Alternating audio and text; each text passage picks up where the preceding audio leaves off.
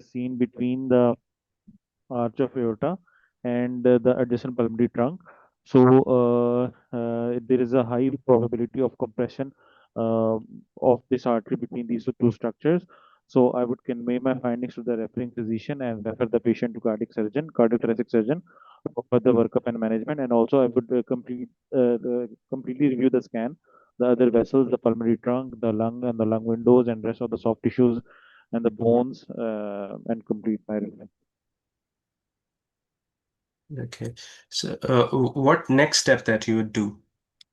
Sir, I would um, complete this examination and then, sir, I would correlate my findings with the history of the patient and refer him to the cardiothoracic surgeon. Okay, so the history I've given you is patient has syncopal attacks. Yes, sir. So, is there any other study that you can do for this patient? Sir, for syncopal attacks, sir, CT brain, but I have the cause of my so. Sir, any Okay. radiological investigation or non-radiological? Yeah, radiological investigation related to Uh, this abnormality. Sir, for syncope, I can advise any imaging of the brain and neck vessels. And Okay, no, the issue is just here. Okay, thank you. Well done. You have spotted the abnormality very well, candidate number one.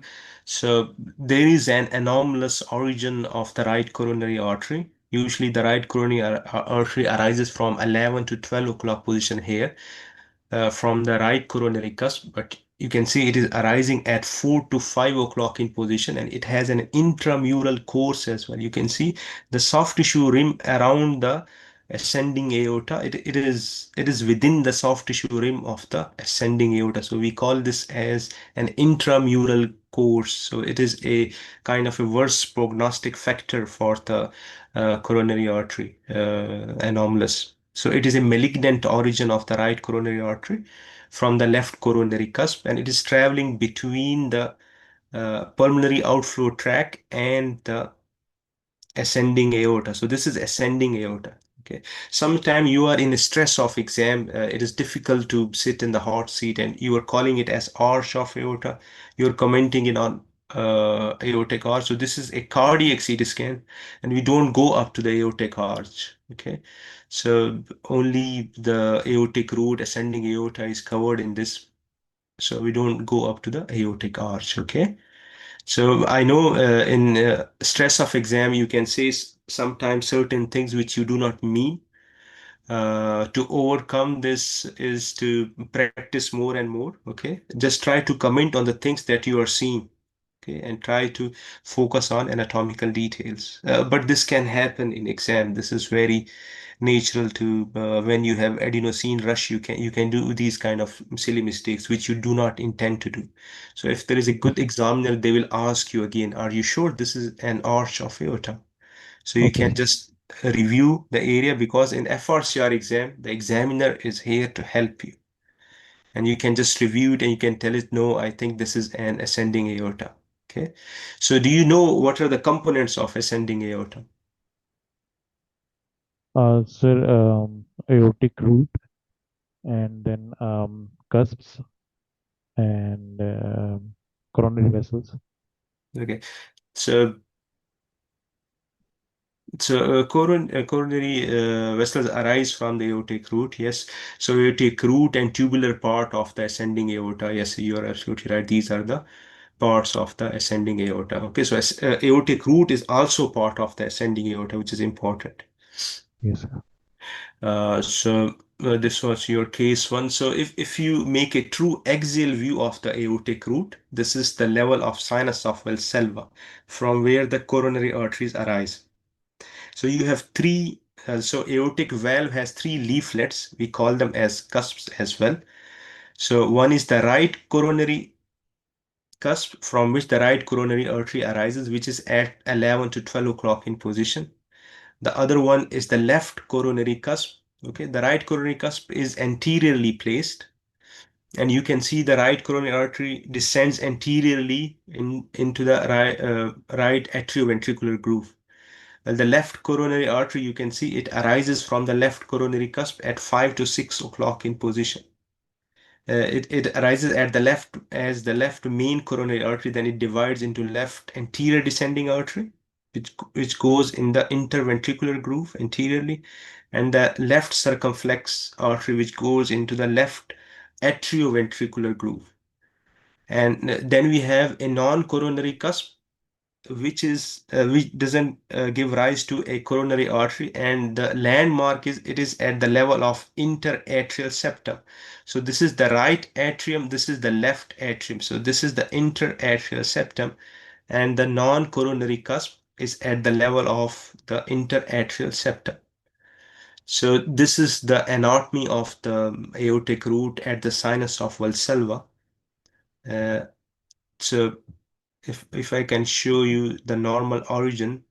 So this is just a coronary artery exam to show you just the normal origin of the coronary arteries. And here you can see the left main coronary artery. It arises at 5 to 6 o'clock in position.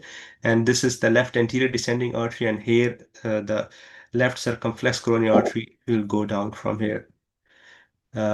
This is the left circumflex coronary artery. Okay. I will just go back to show you the right coronary artery, which normally will arise from the uh, here is the right coronary artery arising from the 11 to 12 o'clock in position. Okay, and it goes in the right atrioventricular groove. And right coronary artery, if it is the dominant coronary artery, it will divide into posterior descending artery. So posterior descending artery is the artery which will define the dominance of the heart. So this is the posterior descending artery which travels in the posterior interventricular groove. And so posterior descending artery is important to define the dominance of the coronary circulation. In 80% of the coronary circulation, the dominance is the right one. In 10% of cases, there is left dominance, and in 5 to 10% of cases, there is co-dominance. Okay. So it is defined by the posterior descending artery. So if the posterior descending artery is from the left side, we call it as left dominance. If we have two posterior descending arteries, we call it as co-dominance. Okay. So this is the general structure of the coronary artery. So this is the right coronary artery. It has acute marginal branches, and it divides into two terminal branches. One is the PDA, which is the posterior descending artery, and then is the PLB, which is the posterior left ventricular branch. Then is the left main coronary artery, which arises at 5 to 6 o'clock in position. It divides into left anterior descending artery, which has diagonal and septal branches. Sometimes there is trifurcation. It is an anatomical variant. It can have a ramus intermedius, which is the third branch, but it is an anatomical variant. It is not that much common. Then we have a left circumflex coronary artery. It gives rise to acute obtuse marginal branches. Okay, so LCX gives rise to OM or obtuse marginal branches, while RCA gives rise to acute marginal arteries. But the important thing is that PDA defines the coronary dominance. Okay. So this is about the general anatomy of the coronary vessel. So malignant origin of the coronary artery is extremely important because the malignant origin here, it can be compressed by the two pulsatile structures. So right ventricular outflow tract is also a pulsatile structure. It can press this thing. And ascending aorta is the pulsatile structure. Aortic root is the pulsatile structure. You can the origin of this coronary artery can compress between these two pulsatile structures. For this, we do a dobutamine stress MR or echo study, in which we look for inducible myocardial ischemia, which will be the further step. And as the patient is a young patient, the patient has syncopal attacks because of this thing. So patient is symptomatic, so the surgical referral is really important in this case. So excellent, well done, candidate number one. Let's move towards. So it is a spot diagnosis. Candidate number one, what do you think? What is this Sir, study? So it is medium swallow, negative images, and sir, in this, sir, I can appreciate that there is an aberrant vessel which is causing posterior indentation over the esophagus and aberrant subclavian vessel. Okay, yes, there is posterior. This is the, you can see this is the lateral view, and you can see a indentation in the posterior Posterior uh, side, yes. esophagus. Okay, so this is the aberrant right subclavian artery. It is one of the common variation. It can come in your exam on CT. It can come in exam on fluoroscopic images. You should know the appearance. There are other indentation as well. If the indentation is in the lower third of esophagus, then it can be due to left atrium. Remember, the left atrium is the most posterior part of the heart. The right ventricle is the most anterior part of the heart. So it is called cardiac dysphagia if the left atrium compresses the esophagus. There is one more indentation which is along the anterior part of the esophagus, which is from the left pulmonary artery, which is also called pulmonary artery sling. So these are the some of the indentation. It can come in your exam. This is for the normal anatomy. Usually, when we do a cardiac CT, we give contrast in such a way that only left side of the heart is opacified. We do this to look for any ASD. So if there is opacification of both sides of heart, either the scan is done in delayed phase, or you have mixed the contrast with saline, or there is an ASD or a VSD. Okay, so this is the right side of the heart. This is the right atrium. This is the site of the tricuspid valve, and this is the right ventricle. Then we have the left side of the heart. This is the left atrium. This is the mitral valve, and this is the left ventricle. And here we have papillary muscles, and this is the pulmonary vein. Okay, so there are four branches of the pulmonary veins, two on the right side and two on the left side, superior and inferior pulmonary veins on the right and left sides. Okay, so but all of them drain into the left atrium. Okay, so I have to show you one case.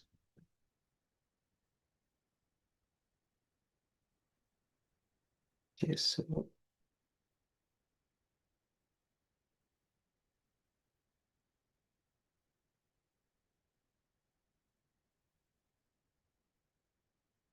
okay, candidate.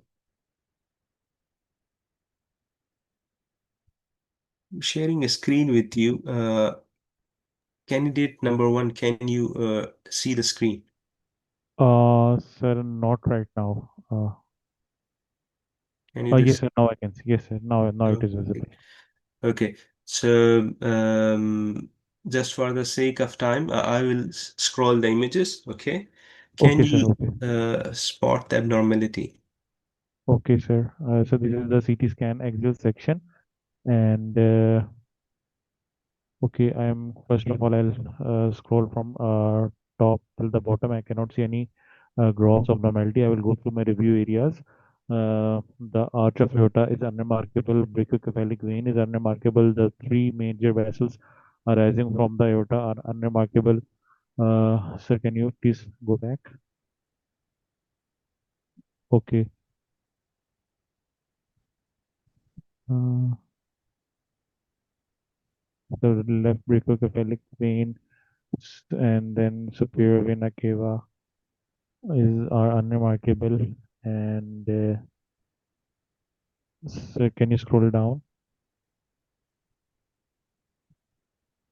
Okay, esophagus vein can be seen also, and pulmonary trunk, pulmonary arteries, they are also unremarkable.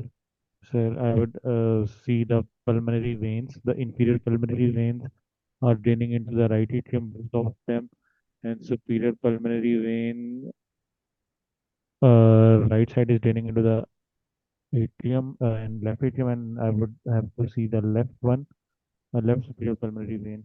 Uh,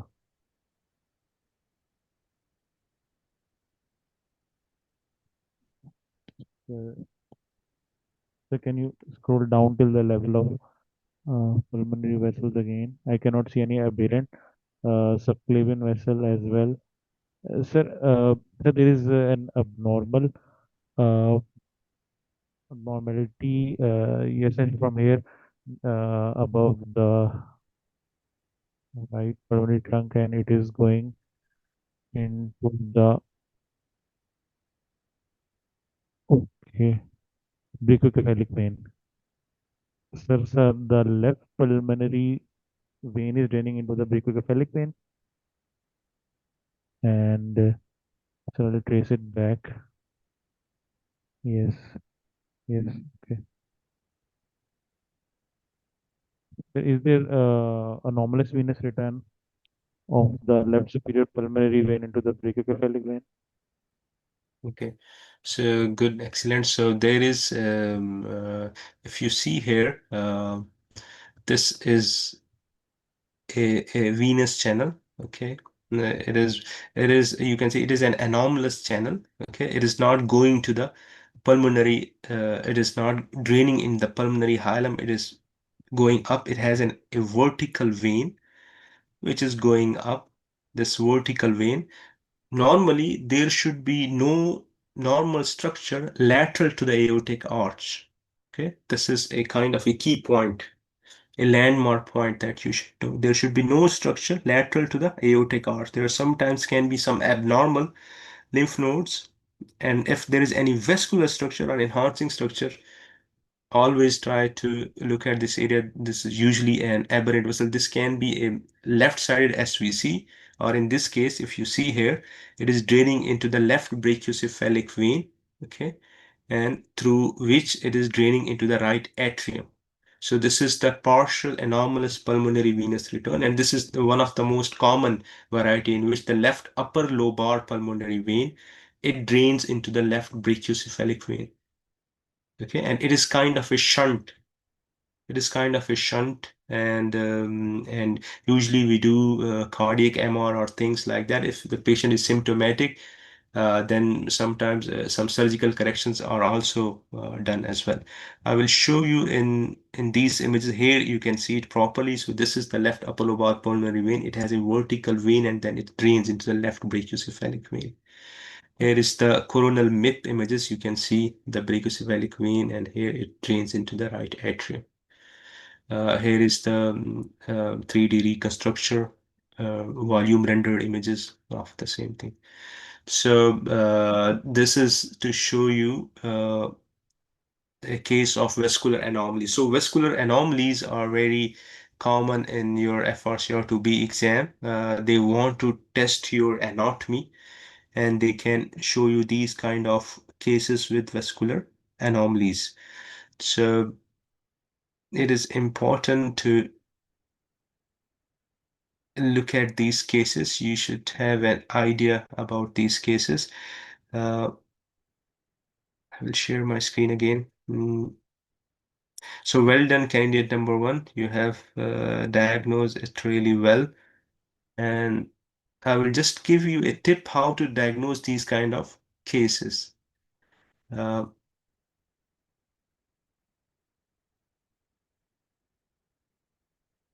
candidate number one, can you see my presentation? Yes, sir. Yes, sir. I Okay. can see it. So this was the case, left upper lobar partial anomalous pulmonary venous return. There are sometimes associated with sinus venosus defects and ASD, so you need to look at these things as well. Okay, so this is the five corner approach through which you can look at different corners of a non-cardiac CT chest and detect vascular anomalies.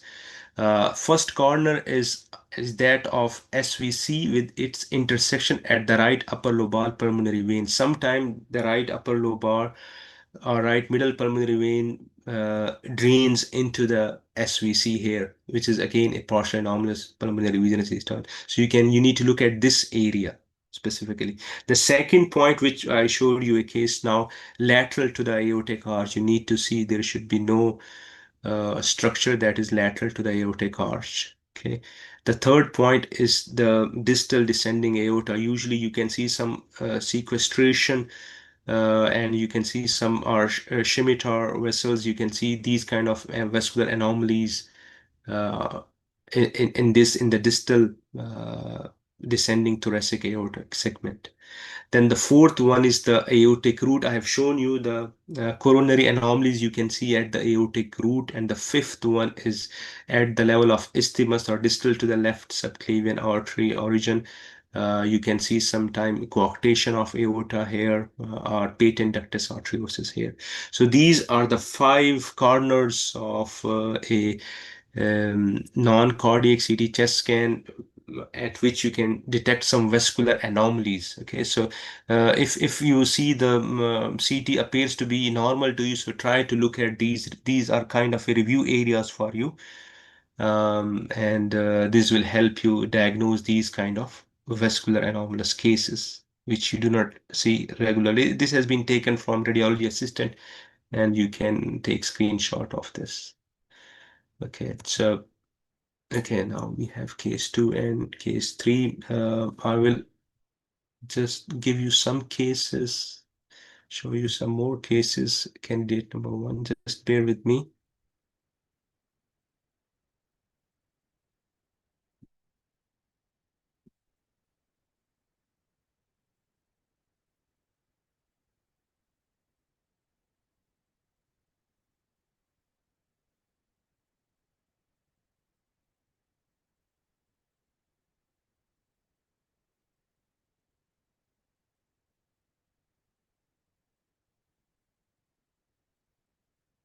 Candidate 1, can you see the screen of the Radiant? Yes, sir, I can. Can see. Can you ask for remote control? I want you to use remote control as exam settings. So, Yes, sir, I have requested it. okay, I've approved it. Can you Okay. control my screen?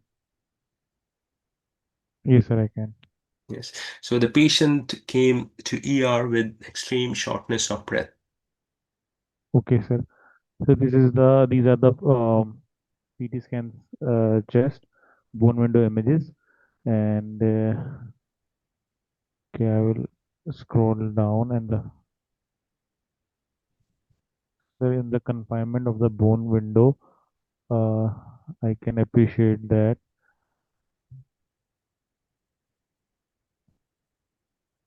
Okay, sir. First of all, I'll take a look and then start commenting again. Okay.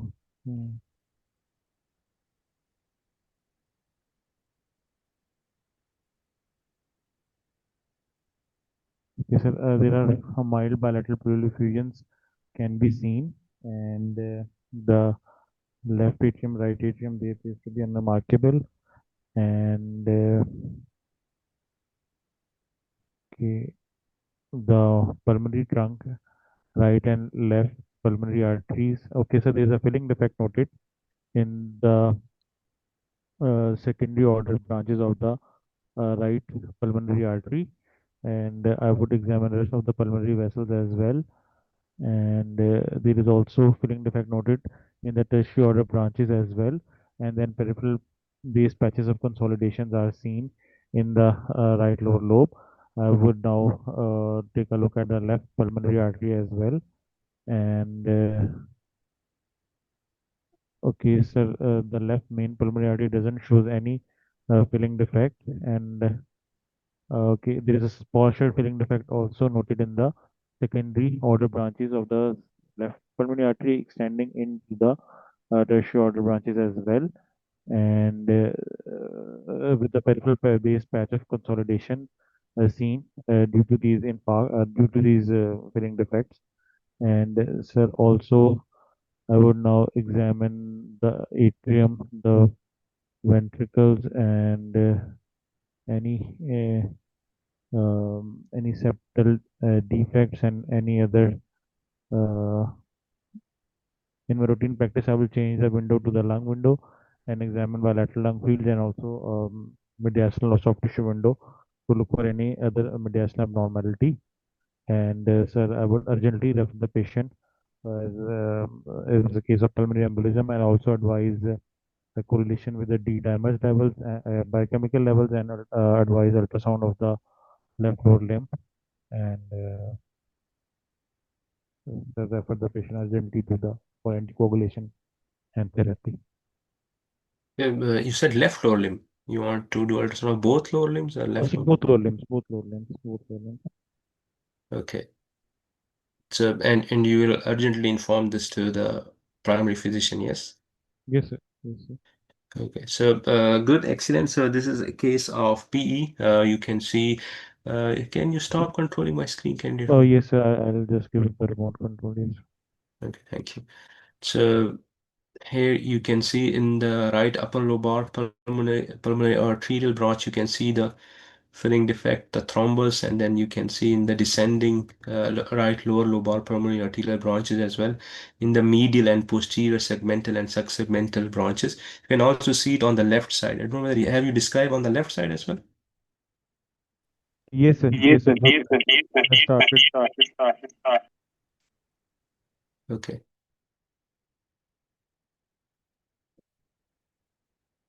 Okay, so good. So you can see it on both sides P. After P, you need to rule out a couple of things. One is you need to look for any intracardiac thrombus. So you need to comment on that.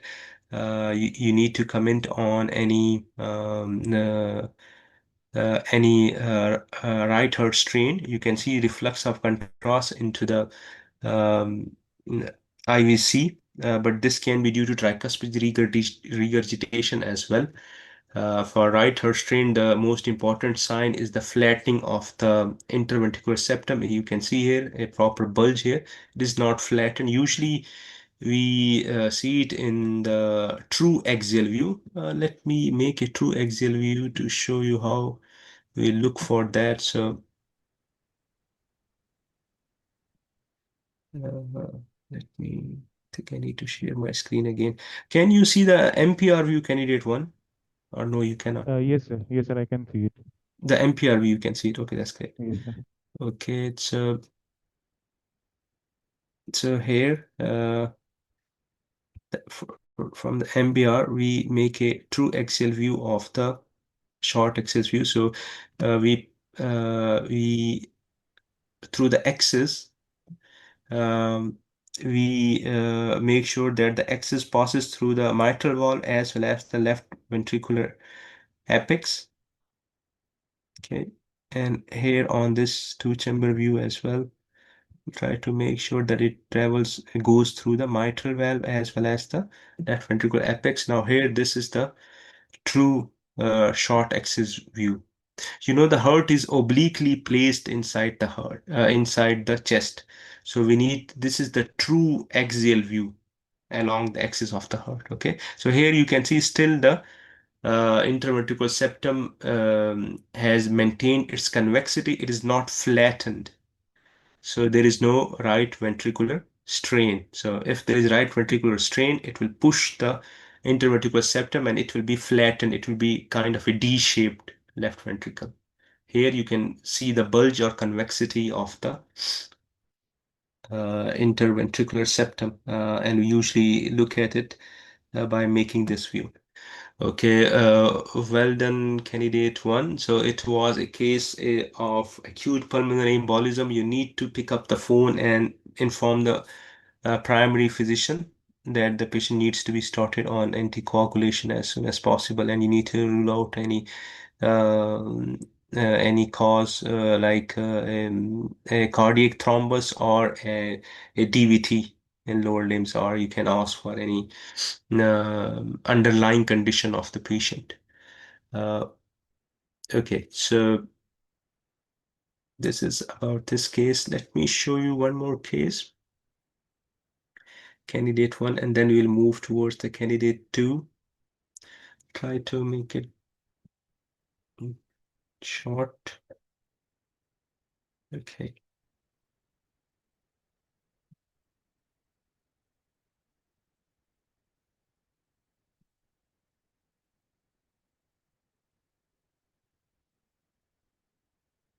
Candidate number one, this is the patient with chronic cough and chronic shortness of breath, mild Okay. shortness of breath. Okay, so this is the X-ray chest, frontal projection of a slightly mature patient, and in this X-ray, I can appreciate that there is cardiomegaly within large cardiac shadow can be seen, and rest. I can through reticular shadows are noted involving bilateral lung fields, and sir, bilateral hyla appears to be unremarkable, and I can appreciate that there is mild blunting of the left CP angle is seen, and right CP angle appears to be sharp, and there are few prominent upper lobe vessels are seen as well, and sir, the rest of the soft tissues, bones are unremarkable, and sir, I would correlate my finding with the history of the patient and also so comparison with any previous X-ray if available to look for the cardiac size and advise correlation with echocardiogram and The cardiac size was okay, but the clinician was concerned the patient has chronic findings, chronic shortness of breath, and they want to rule out any chronic disease. What would investigation, if they ask you what investigation would you like to advise for a chronic I would illness? advise HRCT chest for the workup and management. Yes, so here is your HRCT. Just do you want to scroll? Yes, sir, I want to scroll. Sir, I have requested the remote control. Yeah, moved it. Okay, sir. So these are the axial scan images in the lung window, and I can appreciate that there are cystic spaces, emphysematous changes noted involving the bilateral lung fields, and okay, there are changes of mild subdural pulmonary reticulations are also seen, and now I will scroll the whole stack, and changes of mild pulse thickening with subpulmonary reticulations are noted, and again the cardiac size is enlarged with increased cardiothoracic ratio, and I can also appreciate that there are few uh, bronchiectatic changes noted, and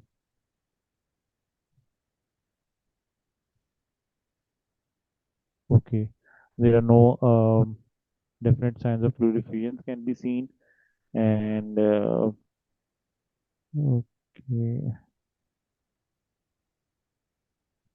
so I would like to review the coronal images as well to look for the lung expansion and flattening of the domes of the diaphragm. And okay, so these are the coronal views. I can appreciate that the lung fields are slightly hyperinflated and with the emphysematous changes. And sir, it is not scrolling. And Let's go. there is okay, okay, there is flattening of the domes of the diaphragm is also seen so on the right. And so I'm concerned about chronic obstructive pulmonary disease, and I would refer the patient to pulmonology and advise pulmonary function tests and correlate my findings with the history of the patient. Okay. So also, if you like you described any other disease apart from Uh, COPD s- that you're saying? Sir, cardiac size is also large, sir. So can it be, sir, called pulmonale and What are yes? So how can this be affected? You talked about bronchiectasis and you talk yes, about sir. peripheral reticulations. Where does they Yes, sit in? yes, sir. Sir, the reticulations, sir, they can be, sir, so NSIP can also be related to them. I would have to look at the lower end of the esophagus once again and also lateral ends of the clavicle, but I cannot see any dilated patulous esophagus. And So sir, you are ruling out scleroderma, you're yes, saying. yes, yes, yes, sir. Um, but what is the predominant pattern in NSIP? Sir, ground glass, which is not. Do you see any ground glass here? No, sir, there is no definite ground glass. Okay. So, and is there any epicobasal gradient? If you look at the upper lobes, compare the reticulations in the upper lobes here and Okay, so in there the are, basal sir, region. so they are lesser in the apical region as compared to the basilar region. Yes. So there is a epicobasal gradient. You have bronchiectasis, epicobasal gradient. Do you have any honeycombing? Uh, sir, yes, subtle honeycombing, not definite, very definite. Usually, honeycombing is definite. You cannot say subtle honeycombing. Okay, Okay, there is no so honeycombing in that there is one. no honeycombing. Okay, so this is good. We agree. So these are the changes of. Can you characterize this now into any interstitial lung disease? So you have bronchiectasis, you have peripheral reticulations, and you have epicobasal gradient. For epicobasal gradient, honeycombing, and reticulations. Any disease which is similar, like you mentioned NSIP, Yes, any sir. other disease which is uh, like NSIP, differential of NSIP. Sir, one is the UIP, but I cannot see any sign of the UIP. And So early UIP can be like this, okay? It has an okay, okay. apicobasal gradient, it has bronchiectasis, it has peripheral reticulations. I agree, it doesn't Okay. have honeycombing to The make it classic as a pattern. definite, but Yes, still yes. it can be early mild UIP pattern of Okay, interstitial lung disease. Okay, okay. so usually we have ILD MDT, so it needs to be discussed in the ILD MDT. I do not think there is any significant fibrosis in this Okay. in the lungs. I can see some traction bronchiectasis though, but these needs to be discussed in the In the ILD MDT. ILD-MDT. Okay. Okay, sir. Good, excellent candidate number one. I think we have Sir, I taken have a question. note. Sir, in this Yes, case, please. the volumes was not reduced. So we have studied in the books and heard that, the first sign of ILD, the volume has to be reduced. If you So look we at the still, left lung, if you look at the left lung, you said cardiac size is, I think it is mildly dilated, but it is again could be due to ILD. If you look okay, at the sir. left lung volume, it appears to be reduced. Yes, okay, sir. And the patient has, the patient has emphysema as well. So it is Yes, sir. compensating. So it Okay, has so centrilobular emphysema. So that's why you do not think the the volume are volume are compensating. so much. Maybe so you Yes, can see these centrilobular emphysematous changes inside the lungs.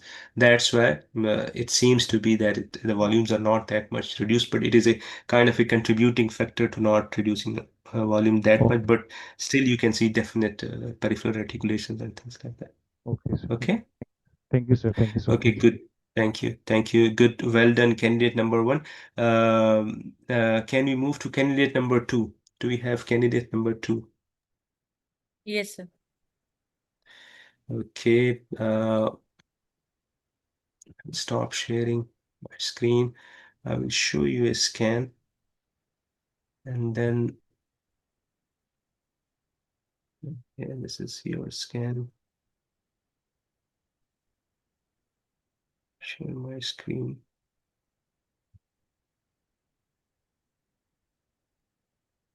Okay, the patient came to ER with uh, severe chest pain Okay. and mediastinal widening on chest radiograph. So we have done an aortic vascular scan. Can you tell me about the protocol of the aortic vascular scan in an emergency setting? So, sir, I can't understand your question. Can you tell me the protocol of the aortic vascular scan? Okay, CT, whole aorta protocol. How would you do it in an emergency setting if the patient comes with a chest pain and Sir, mediastinal widening? It involves the whole aorta up to the level of its bifurcation up to the level of mid thighs, I think, starting from arch of aorta. Okay, so usually we do a non-contrast CT first. Okay, it is done to rule out any intramural hematoma. It also helps if the patient is post-operative, so Okay. it will differentiate between post operative or surgical material will be hyperdense on it, and you can differentiate it. It will be difficult if you give contrast and then look for it. And it helps you also diagnose intramural hematoma. Intramural hematoma will be hyperdense on the non-contrast CT. And we do usually we take it up to the supraaortic vessels, and below we take it up to the as you said, up to mid thigh. Okay, so we Yes, need sir. to look at the femorals as well. Okay, because Yes, sir. sometimes they will go in and they will do an endovascular approach, so that's why femorals are also important. And you need to differentiate between type A and type B kind of acute aortic syndrome. That's why this distribution is important. Okay, so here's your case. Do you want me to scroll it for you? I will scroll it for you, this one. Okay, Okay, okay, sir. just describe the findings. These I am provided with the axial images of the CT angiogram, in which I can appreciate an intimal flap, which is involving the ascending aorta up to the aortic root, arch of aorta, and descending aorta, which is descending aorta below the level of diaphragm, uh, and it is extending below the level of the renal vessels. It is the intimal flap, it divides into the false and true lumen. There is no aneurysmal dilatation of the aorta. There is no active leak seen on this study. And there is no significant hematoma or thrombus appreciated in the walls of the aorta throughout its extent. I would like to trace the You arteries. said, sorry, you said there is no significant dilatation of the aorta. What about Yes, sir. aortic root? What do you think? Do you think this is normal Sir, I think diameter? it is dilated, but rest of the aorta, like arch and descending aorta, is normal in caliber. What about ascending aorta? Yeah. Sir, I would confirm it if more than 4 centimeter it is dilated, and it seems dilated, ascending aorta and arch of it. Okay. Sir, I would like to trace the main great vessels and the heart vessels. Are it arising from the true lumen or false lumen, or this intimal flap is extending into these branches?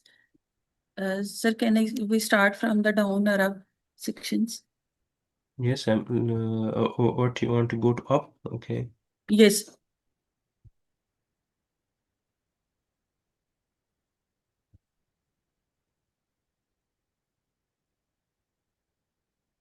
The You major need, vessels, right brachiocephalic trunk and subclavian and common carotid arteries are no intimal flap seen in it, and there is no dissection of these there is some vessels. flap at the origin of these vessels. See, there's some flap at the origin. Okay. You can see flap at the origin Yes. of these vessels. Okay, Okay. but you're right, they're not extending into these vessels. Okay, yes. Yes. And next, I would like to see the celiac, superior mesenteric, and the renal arteries. Okay, so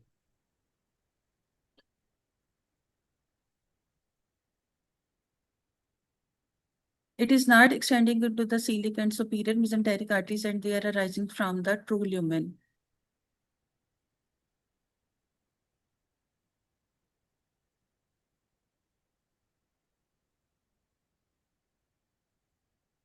Left renal artery is arising from the false lumen, and there is a hypo-enhancement of the left kidney. So I am concerned about the infarction of the left kidney. However, right kidney, it shows normal enhancement. Rest of the visible structures are normal. And now I would like to trace the coronary vessels. Sometimes this hematoma can also extend, this intimal flap can also extend into the region of coronary arteries. Okay, are you sure the right renal is absolutely normal? No, sir, there is an infarction is also seen at the lower pole of the right kidney. Okay. These are the corin. This is the left main. Yes. This is LED. This is artifactual. Okay, there is no Okay. Okay. dissection flap. Dissection flap ends here at the near the aortic root. Yes. This is the right coronary artery. It is free from dissection. Okay. Okay. Sir, there is no hemopericardium, there is no heart dilatation, there is no evidence of cardiac tamponade or hemoperfusion. In conclusion, it's a Stanford type A classification. It falls in the Stanford A classification, which is involving the ascending arch and descending aorta. It's an urgent surgical emergency. I would pick up the phone and urgently inform the physician on call and refer this patient to the interventional and cardiovascular surgeon for further management. Can you comment on the right external iliac artery?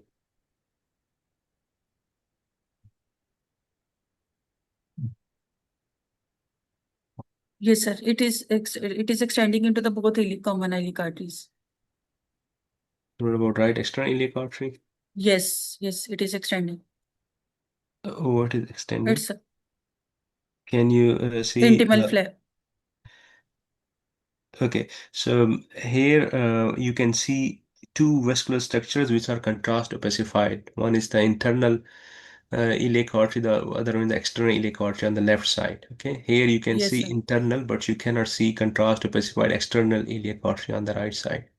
Okay, so there Okay. is acute occlusion or thrombosis of the suspected thrombosis of the right external iliac artery.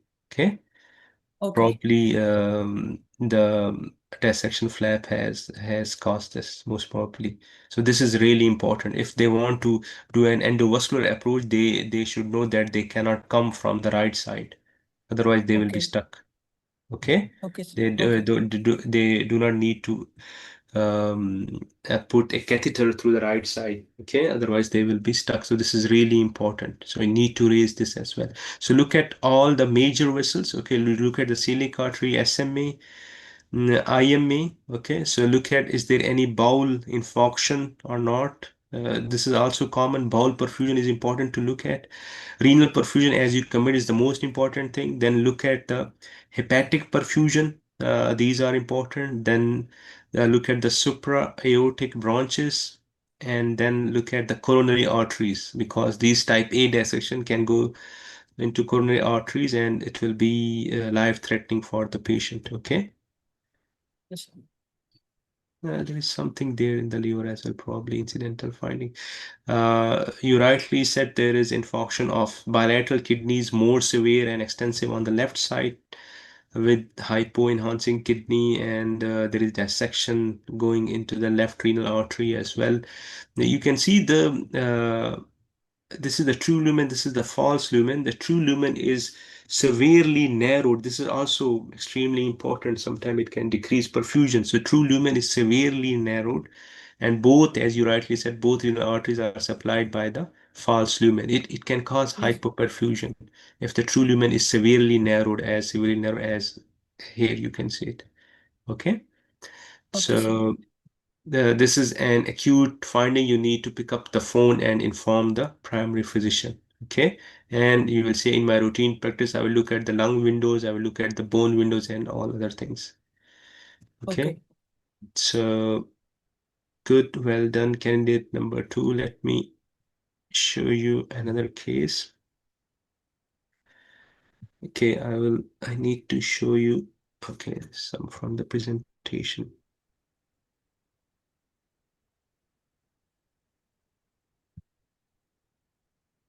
Okay.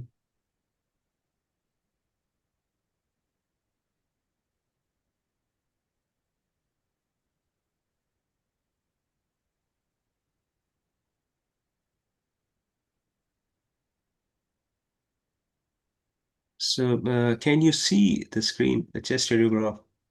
Yes, sir. Yes, the patient has left upper quadrant pain. And so, can you please describe the chest radiograph?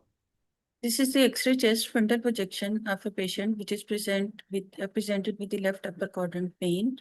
The most striking abnormality which I appreciate is the raised left hemi diaphragm, and there is blunting of the left CP angle, and right hemi diaphragm at its normal location. Rest of the lung fields are normal, no consolidation, collapse, or trachea, mediastinum, heart, bones, and rest of the structures are normal. So differentials for the raised hemidiaphragm, it could be due to the phrenic nerve palsy. It can be the subpulmonic effusion. It can be due to the splenomegaly, or it can be due to the splenic abscess. First, I would refer the ultrasound examination of the patient to confirm its phrenic nerve palsy or any other cause in the abdomen which is causing the raised hemidiaphragm, as I can't appreciate any abnormality in the lungs and rest of the structures. You forgot about one differential. What are the other differential of the raised hemidiaphragm? What can be the intrinsic abnormality within the diaphragm which can cause it to be raised? So phrenic nerve palsy. It is the yes, it is the if the nerve supply has been cut off or due to any tumor or anything like that, yes, it can lead to diaphragmatic paralysis. But apart from that, intrinsic any other Sir, abnormality? as the contour is normal, so it's not the possibility of diaphragmatic hernia, which is less likely. Eventration can also be another possibility, Okay. which cause raised Okay. hemidiaphragm. So you're doing the ultrasound, okay? Do you find any subpulmonic effusion in this case? Or anything like this. So there was no subpulmonic effusion, okay? There was no Okay. splenomegaly. Um, there was no consolidation in the left lower lobe. There was no collapse in the left lower lobe. So you are left with two differential, which is diaphragmatic eventration and diaphragmatic paralysis due to phrenic nerve palsy. So you're doing an ultrasound. So how would you differentiate? Can you describe this image? It is of the right hemidiaphragm. Sir, it is taken to the right hemidiaphragm. Yes.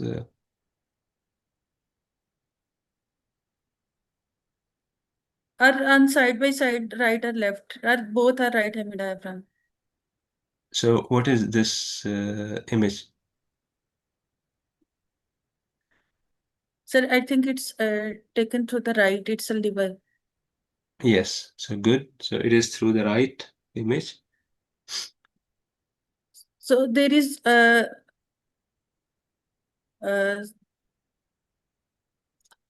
it is taken. I think these two are taken at the in inspiration and expiration phase.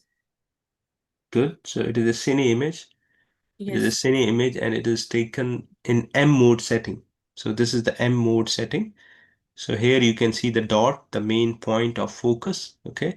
So that when the diaphragm, you can see the diaphragm reaching this dot and coming back. So you can see this is the flat line of the diaphragm. Okay. Yes, sir. Then and during uh, expiration, it moves. Okay. During inspiration, expiration, it moves. Okay. So you can see the upstroke. It goes here, then it comes down again on the baseline. So it Yes, sir. is so it shows the It's a movement. normal. Yes, we call it as diaphragmatic excursion. So it shows the diaphragmatic excursion. It shows the upstroke and this movement of the diaphragm. Okay. So it Okay. is taken on the M mode. Okay. So what about this image?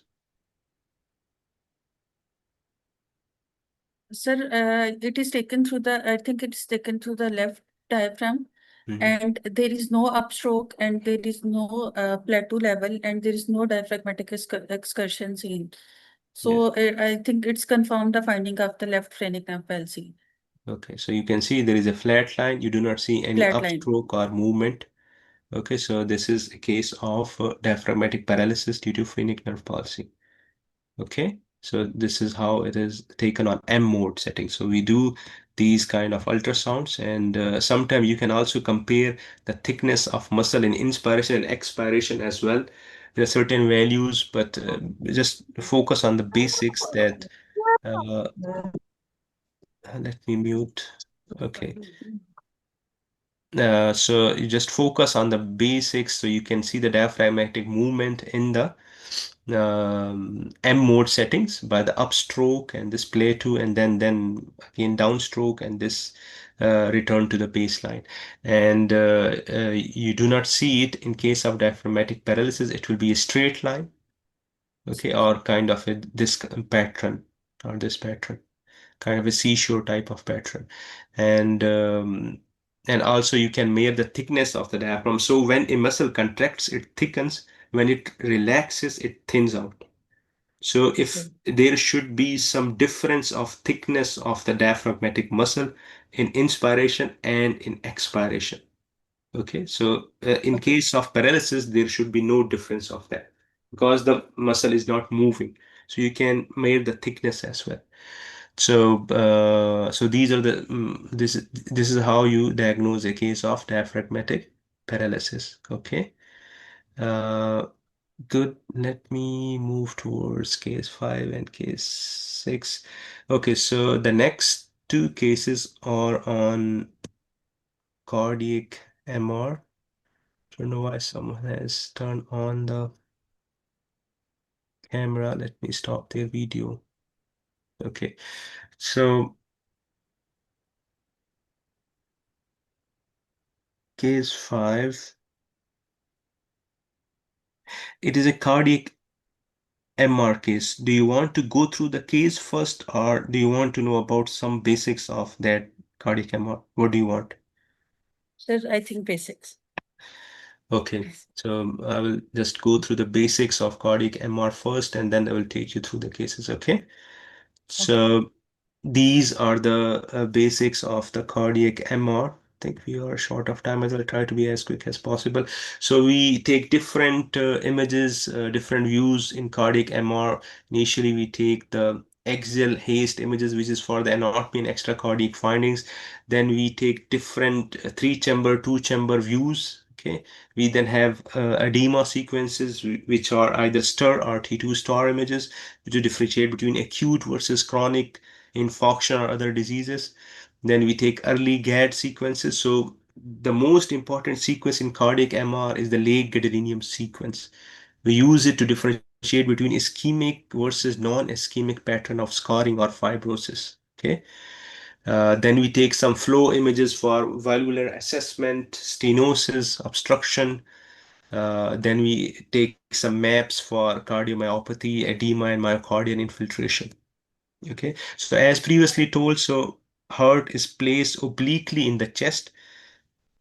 So we, according to the uh, angle of the heart, we take certain oblique views of the heard, we call them as the true axial images or the true views, which are short axis view. Like I showed you a short axis view of right ventricle and left ventricle. This is the horizontal long axis view or a four chamber view, and this is the vertical long axis view or left ventricular two chamber view. Here you can see the left atrium and the left ventricle. Okay, so these are the true views. You can see this is the true axial. You can see this is the true kind of a coronal view. This is the true sagittal view, but we call it as short axis and the long axis views as the heart is placed obliquely inside the chest. Okay, so to make things simple, if you see subendocardial or extension of that subendocardial enhancement, which is called transmural, that's involving the whole width of the myocardium. So we call it as ischemic pattern of late gadolinium enhancement. And it should be, ideally, it should be in the vascular territory. So usually we have three vascular territory. The inferior one is supplied by the RCA. The anterior one, we call this as inferior, we call this as anterior. Remember, the heart is obliquely placed, so it is anterior, and this is not posterior, this is called inferior because of oblique placement of the heart. some people also call it posterior, but it is not according to the correct nomenclature of the cardiac imaging. So inferior wall of the myocardium, anterior wall of the myocardium, this is the lateral wall of the left ventricular myocardium, and this is the septal wall. So anterior is seen in LAD, as the name indicates, left anterior descending. So left anterior descending artery infarction will be seen in the anterior portion, while the LCX, lateral circumflex artery, it will be seen in the lateral wall. Okay, so this is the ischemic pattern, subendocardial or transmural. Rest of the other patterns are non-ischemic, to make it simple. So either mid wall or subepicardial patterns. These are all non-ischemic patterns. Okay. One pattern, there is one exception, which is the global subendocardial enhancement. It can be seen in amyloidosis. It is kind of a exception, but there are many other features of amyloidosis as well. So, but just subendocardial and transmural enhancement, it means ischemic. Rest of the pattern, like mid wall or subepicardial, this is non-ischemic pattern of late gadolinium enhancement. Okay. So these are the vascular territories that I have discussed earlier with you. Anterior for LAD, inferior for RCA, both can extend into the septum, and lateral for LCX territory. Okay. So yes, now we will go to the cases. I will try to show you only the important imaging so that you can just diagnose it properly. Okay. So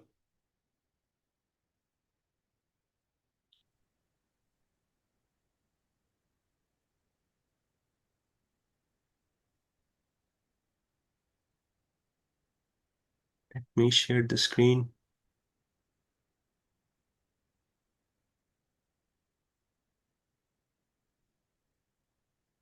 Can you see the screen, candidate number 2? Yes. Okay. So this is the late gadolinium sequence. Okay. Okay. This is the spot, one of the spot image of the cardiac MRI, short axis view, late Excellent. gadolinium, Late in gadolinium which sequence. yes, sir, in which I can appreciate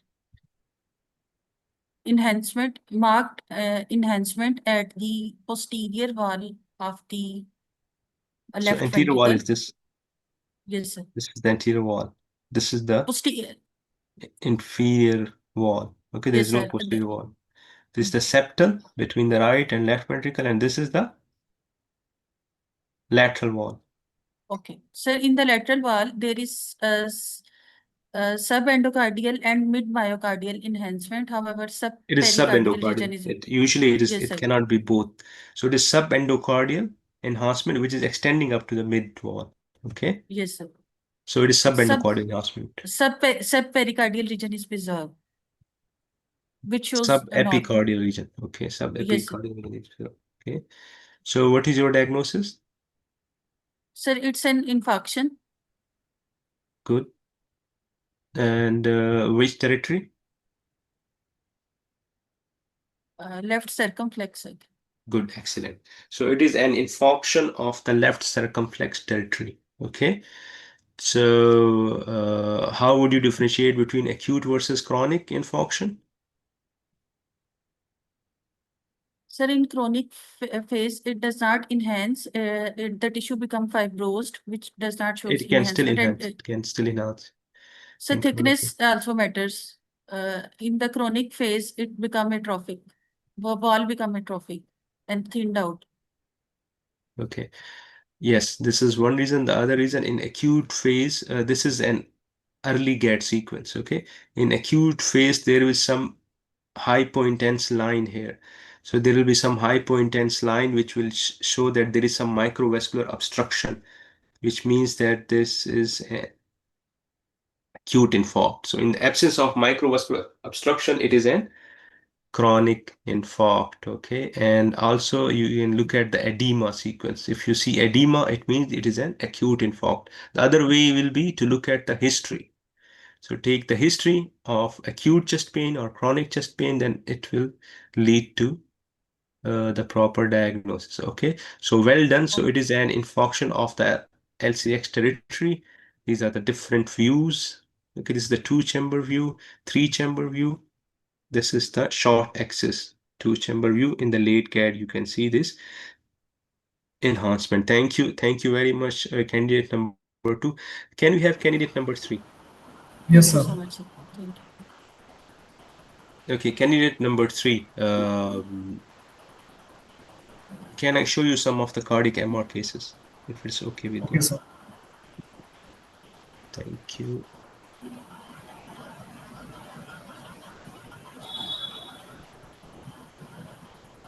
Okay.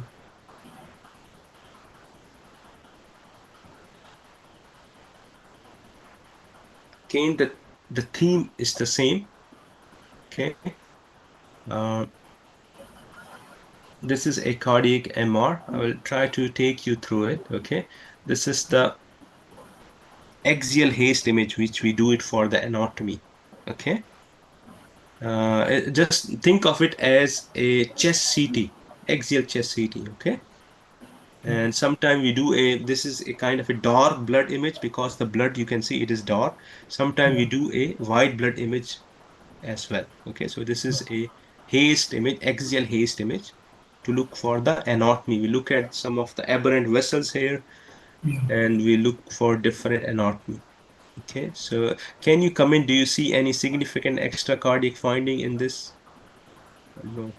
I can see a vessel which is originating from the um, descending thoracic aorta. Where we can see them? Yes, I think here. This, No, just above. Yeah, here. here, this one. No, no, no. This one you see. Yes, I think. This is the esophagus, so it is very closely adherent to it, and MR doesn't have good this kind of So can you scroll once again a bit slowly from like I mean yeah. above If you can downwards? trace it, yes, you can trace it. It goes to the stomach. If you trace it up, you can see it. Can you spot it now? This thing. Look at this Yeah, thing only. yeah. So you can. This is Yeah, the I was talking. esophagus. Okay. Okay, sir. You can see this is the Yeah. esophagus. Okay. So think Okay. of it as a normal CT chest axial image. It is Yeah. slightly different orientation to look at the MR chest, but you need to develop your eyes for that. Okay. Okay, good.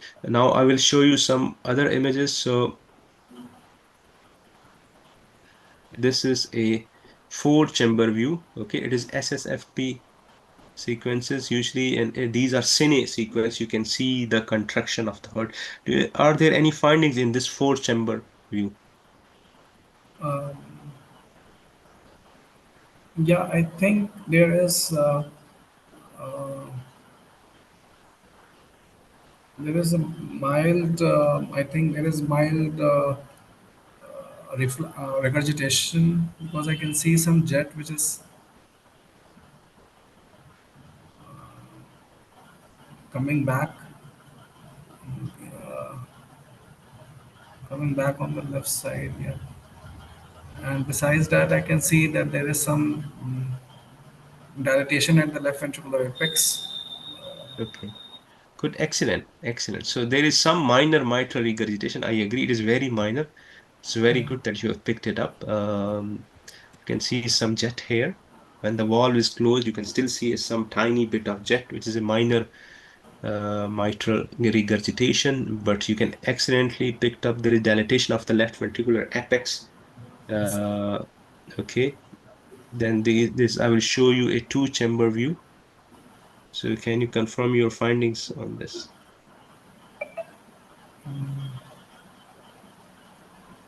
Is it moving well, the ventricular apex? No, sir, the apex is not moving. Okay, good, excellent. So the apex is not moving, so we call it as akinetic. Okay, so when the cardiac motion, we divide it as we look at the thinness and thickness of the myocardium. Okay, here you can see it is thickened while it is contracting, while it is relaxing, it is thinned out. Okay, so we look at that movement. So if the movement is slow, we call it as hypokinesia. Okay, and if it is stagnant, we call it as akinesia. If it is opposite, we call it as dyskinesia. Okay, so there are different definitions to look at the contractility of the heart. So here you can see akinetic, left ventricular apex. There is no movement at all. Okay. Yes. Yes. And can you see something here, something, a filling defect, something here in the center? It is not filled with blood here, this region. Can you see something here? I think there can be a thrombus over there at the apex as well, Okay, because there good. is some hyperintense signal which I can see. Yeah, here. Okay, so good, excellent. So you have picked up most of the findings. Now I will take you to the most important sequence, which is the late gate sequence. So this is the Okay, so this is there is a remarkable enhancement seen in along the ventricular wall in the subendocardial location. Besides this, I can also see some hypointense area just underlying it, so which can represent a thrombus along with chronic infarct at the left ventricular apex, okay. because it Good, is showing late CAD enhancement. good, good, excellent. And what is it subendocardial enhancement or is it transmural enhancement? What do you think? I think it's transmural because it's chronic. So Okay. Transmural can be acute as well. Okay, transmural. There are two types of myocardial infarction. One is called subendocardial, the other one is called transmural. Okay, so here you can see the enhancement. Can you see the enhancement pattern here? It's yes, involving almost and whole it is of it the. is looking like transmural. Yes. Yes, transmural. Excellent, excellent. Can you comment on the territory of this? This territory looks like septal to me, so it's probably RCA. Yes, so septum can be involved by both. Okay, so if LAD it also. goes to the in inferior wall, this is RCA, but it goes to the apex as well, which is usually covered by the LAD. So Okay. it is involving both the territories, LAD as well as RCA. So there can be infarction of the both territories. So so it is involving both the so there is extensive myocardial infarction, which is involving both the territories. Okay. Then we need to rule out whether this is an acute event or it is a chronic event. Then we need to look at the although you see it is slightly dilated, the apex is slightly dilated, so it favors uh, a chronic event, and also it is thinned out as well, so it favors a chronic event. You can look at the So can we call it as aneurysm also, left ventricular aneurysm? mildly dilated apex. Yes, it is becoming aneurysmal. Yes, that's why there is stasis of blood in that area. That's why there is a thrombus there, because there is stasis of flow. Whenever there is a stasis of flow, it is a kind of a situation in which there is increased chances of thrombus formation. Okay, so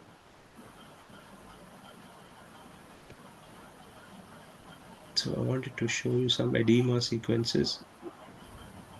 Thinking we do not have edema, but we have early GAT sequence. On early GAT sequence, I do not see any significant hypointensity. This is just the thrombus here. Otherwise, there is no microvascular obstruction. You can see some minor hypotensities. Usually, microvascular obstruction will look like this, but it will be more prominent. More.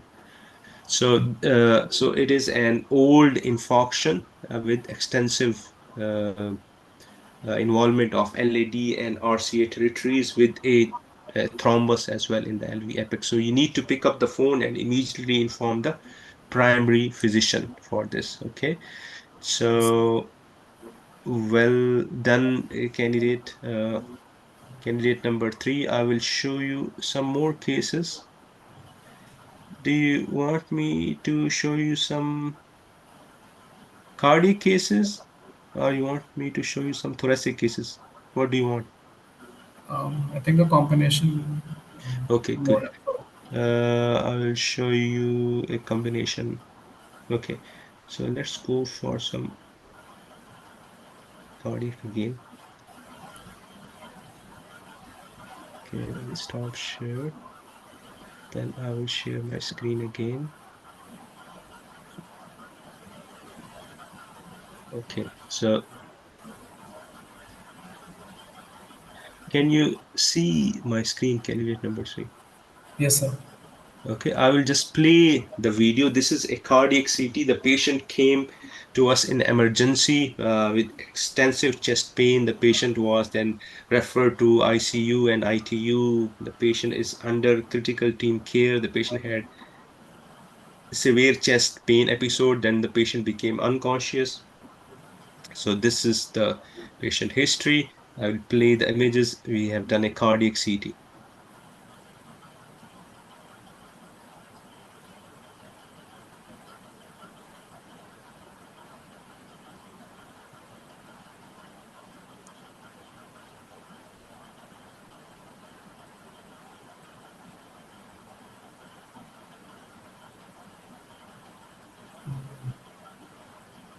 Sir, can we go back?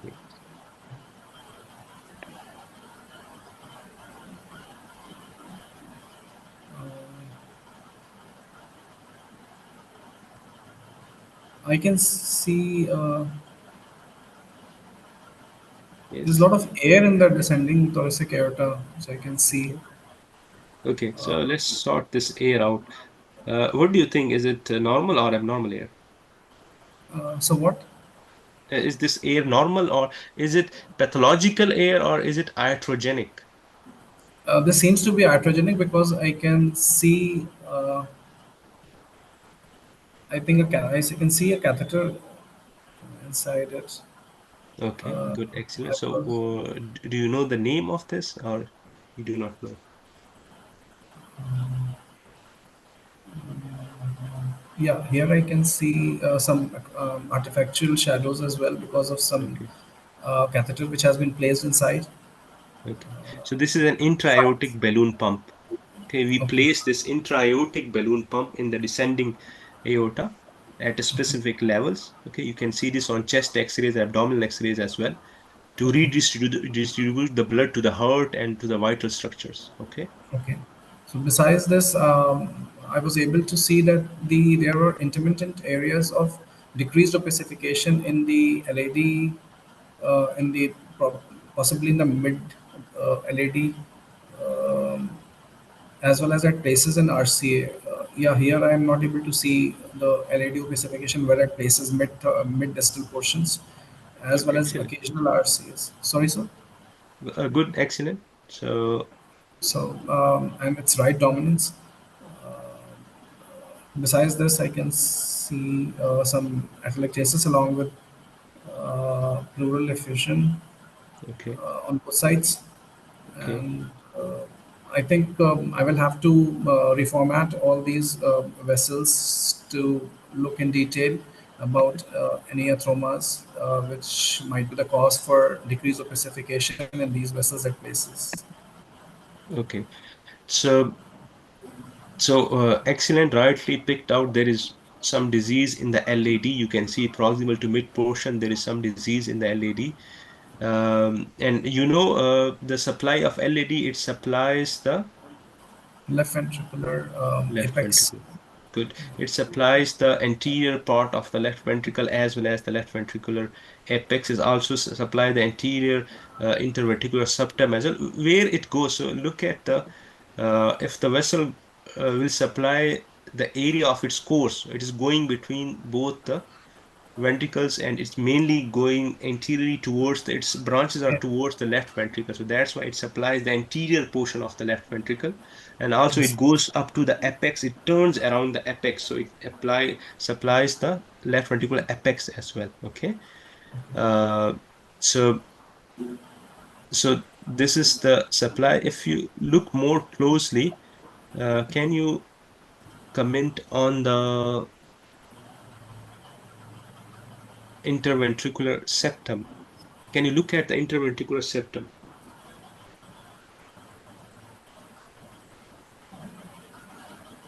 I, uh, I think there is straightening of the interventricular septum. Good, excellent, excellent.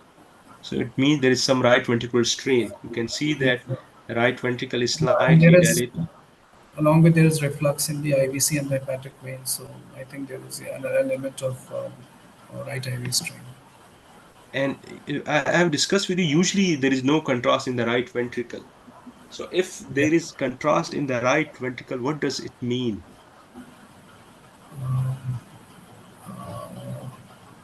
Um, it can be uh,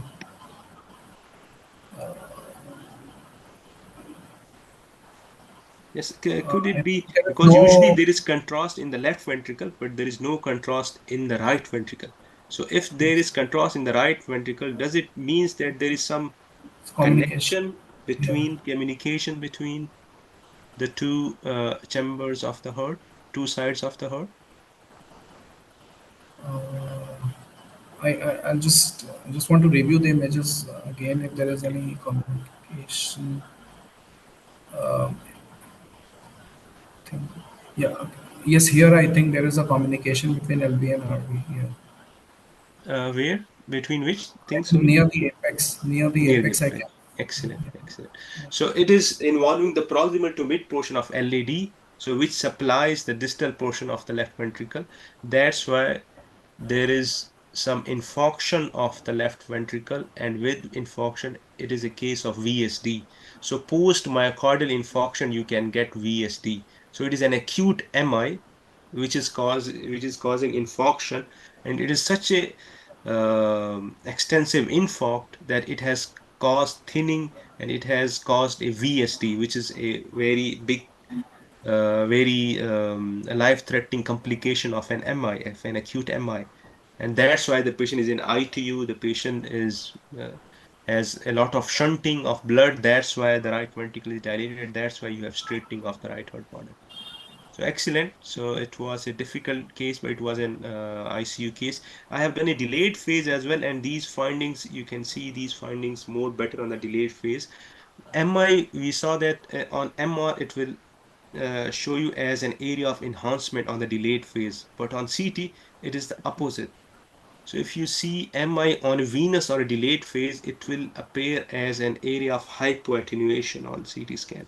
So this is the normal enhancement of the myocardium. And if you go distally towards the apex, you will see area of hypoattenuation. Here you can start seeing hypoattenuated areas in the apex.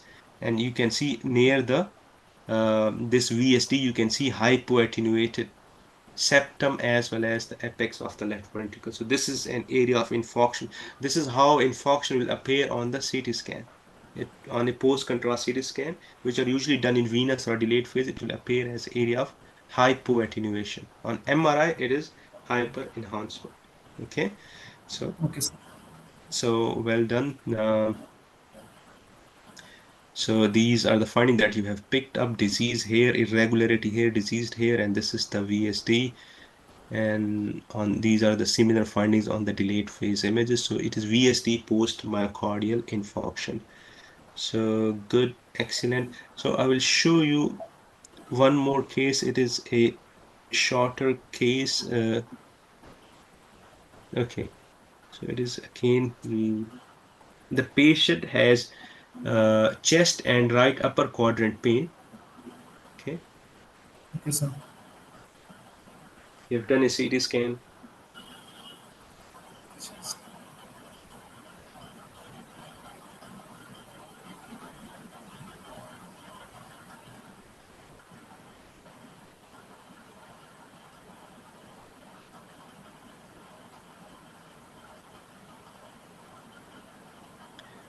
Play it Okay. again.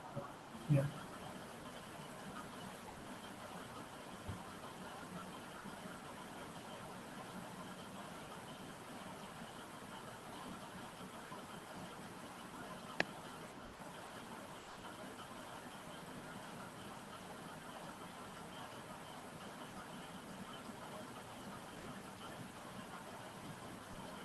So on in the I can see I've been provided with the chest and upper abdomen contrast enhanced images, transfer sections of this patient, and here I can see that there I don't see any obvious abnormality in the chest. as I mean in the mediastinum, the great vessels, all of them look normal to me. And besides that, in the upper abdomen, I can see multiple hypodense lesions in the liver.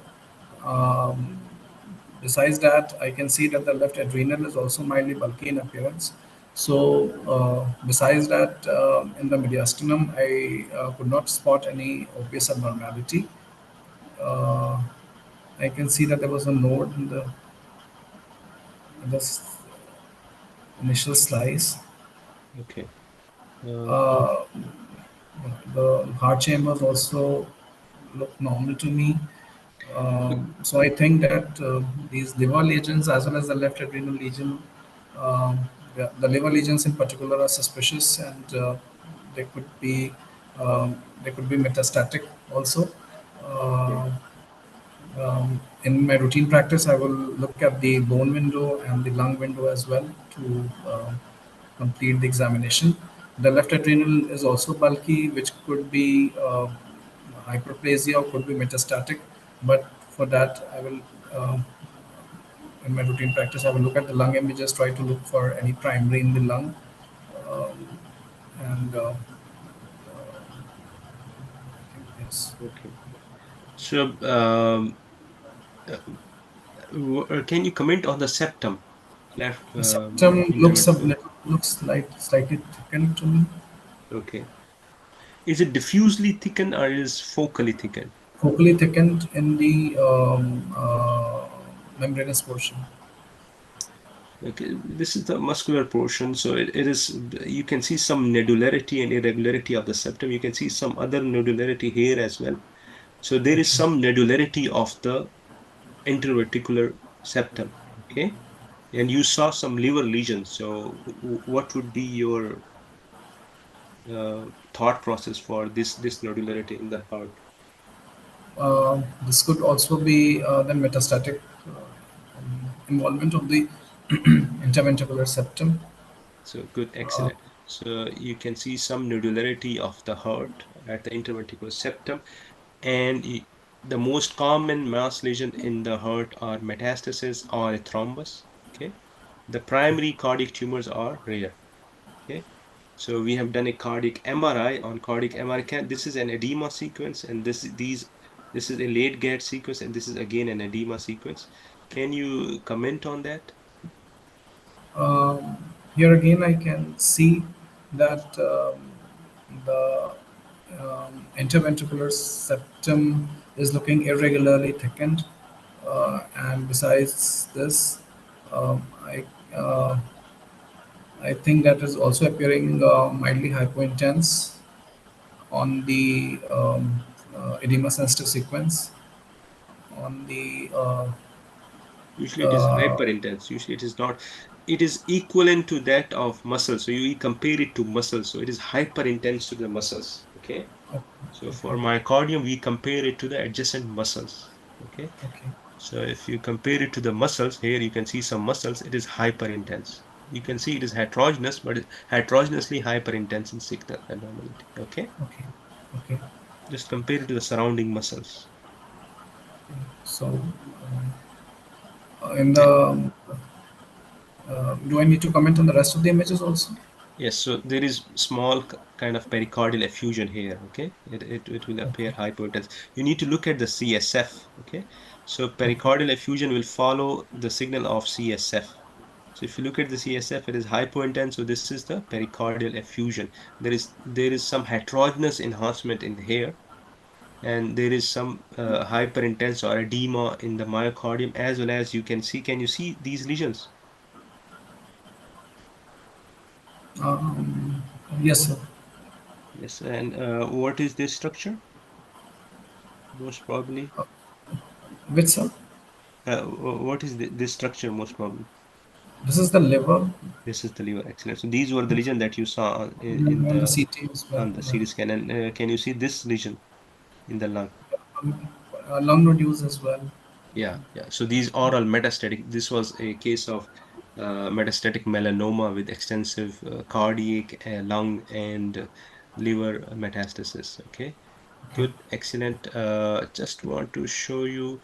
one cardiac and one extra cardiac case. So uh, just look at in the lower row. You can look at the late Gates sequence. Okay. Can you comment on the pattern of enhancement here? Uh, it is um, it is not subendocardial in the last image, sir. Yeah, yeah, in the last row, yes. Yeah, it is not subendocardial, so it is towards the outer side. So it is probably related to some infiltrated myocardial disease like sarcoidosis or any other infiltrative disorder like amyloidosis, sarcoidosis. Okay. Good, excellent. So it is, you can say that this is non-ischemic pattern of late gadolinium enhancement. It is mid-wall or subepicardial pattern of enhancement. And the most common cause is myocarditis if the patient has acute chest pain and raised troponin. The other causes can be sarcoidosis, amyloidosis, and all other infiltrated cardiac disease and all other causes. Okay. So this is how you will, but if you say it is non-ischemic pattern, they know you know the basics of cardiac MR. This is extremely important. This is an early GAT sequence. You can see area of hyper enhancement, and this is an edema sequence. You can see it is hyper intense as well, which favors the myocarditis, which is very common on cardiac MR. Okay. Good, excellent. Here you can see pericarditis. If I compare it to this, you do not see any pericardial enhancement here. But if you compare it to here you can see pericardial enhancement here. Sometimes they both are present. So there is perimyocarditis, but here you can see case of pericarditis. So these things can also come as well in your exam. I will show you one last case. Okay. Okay. Do you want to take one more case? Yes, sir. Okay, good. I think I have not shown you any thoracic case. So I want to show you a thoracic case and okay,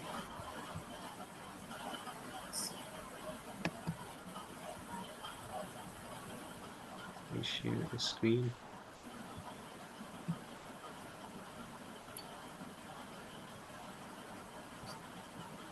Okay, the patient with history with health. Can you comment on this chest radiograph? So I've been provided with chest X-ray frontal view of this patient. Here I can see that there is a fairly well-defined opacity, which is seen in the left perihilar region, and the margins are very smooth, looking very smooth towards the side of the lung. However, the margins medially are not appreciated. I can see the hilum through the mass. And besides that, the cardiac border, the left side cardiac border is also not saluted. So I think that this is possibly a posterior mediastinal mass and not in the anterior mediastinum. So, considering that this is a posterior mediastinal mass, my possible differentials for this case would be a neurogenic tumor or mm, vascular cause like focal aneurysmal dilatation of the aorta. Uh, Besides this, it can be a neurogenic cyst. So, further, I would like to carry forward this case by doing a contrast CT um, to narrow down my differentials and confirm the diagnosis. So now I've been provided with uh, CT scan of this patient, contrast and CT, and uh,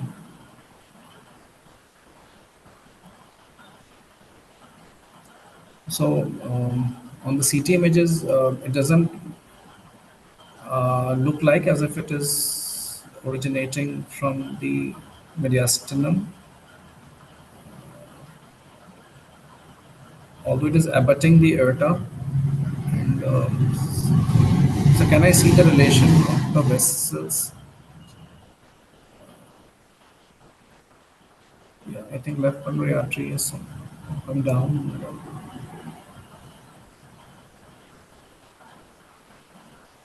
So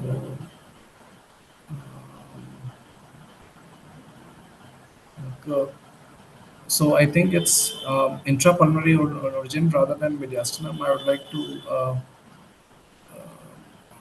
change my opinion considering the CT scan. And so, can I see the lung window also for this?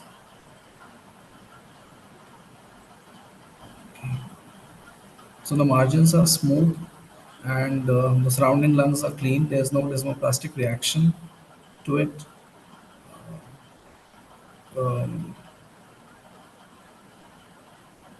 Um, so can I look at the mediastinum if possible?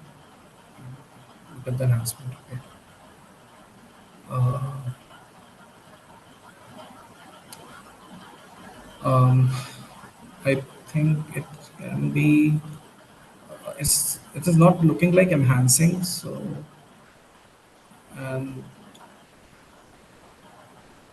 So what do you it's think? very confined. It can be.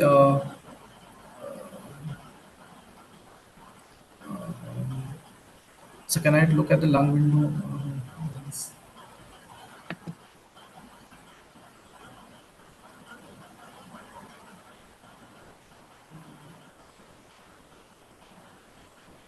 So what do you think? Is it benign, malignant? Is it infection? Is it a tumor? Is it any I don't. malformation? Hmm? I don't think it's a malignancy because the margins are very smooth, and Okay, it's not heterogeneous in appearance, and the okay. surrounding lungs are quite clean. So I don't think it's a malignant pathology. I think it's a benign pathology. Uh, Amongst the benign pathology, I think it can be. It can be due to some related to some infection, or it can be related to some infection or a rounded pneumonia, or Around pneumonia, it happens in which age? What is the cause I of think it, that? it happens in pediatric age group. Yeah. Does it look like a pediatric No, no, patient? no, no. Sorry. Okay. I just want to focus on the vessels. If there are any vessels which are in communication, the, So you're thinking about intrapulmonary sequestration. This is I your was thought thinking, process. but there is no vessel which I can see which is arising from the aorta and supplying it. So um, I,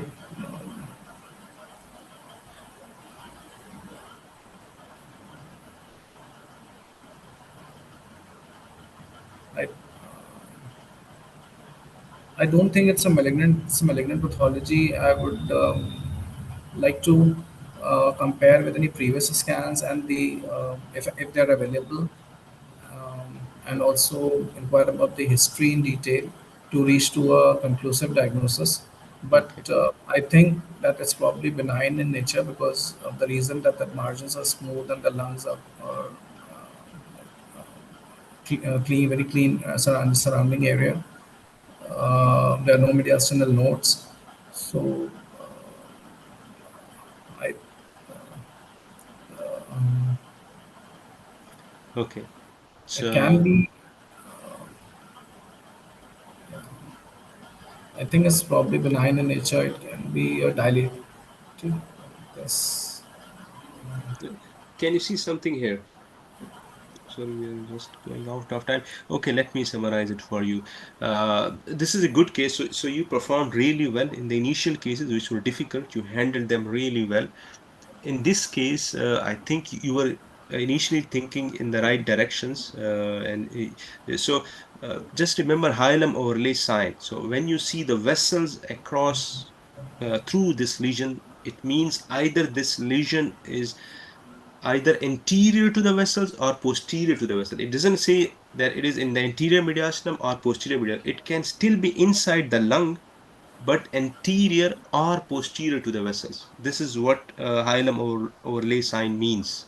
This is the exact definition of hilum overlay sign. So sometimes we mistake it that it is in the, so you see vessels through it and you describe that this is in the posterior mediastinum, but you found out later that it was in the lung parenchyma but posterior to the vessels. Okay.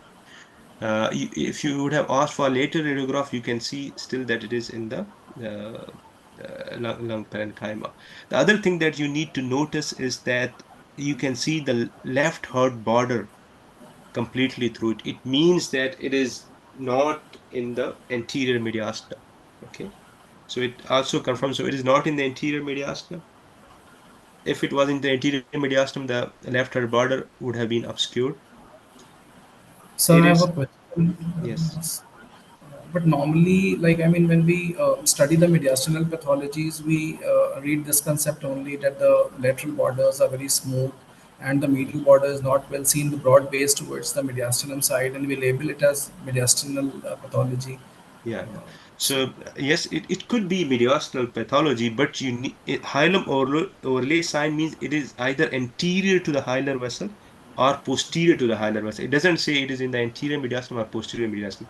And you rightly said that hilum overlay sign is positive in this case, and that's why I wanted to show you this case that hilum overlay sign is positive, but still it is not in the posterior mediastinum. You can see it is intraparenchymal.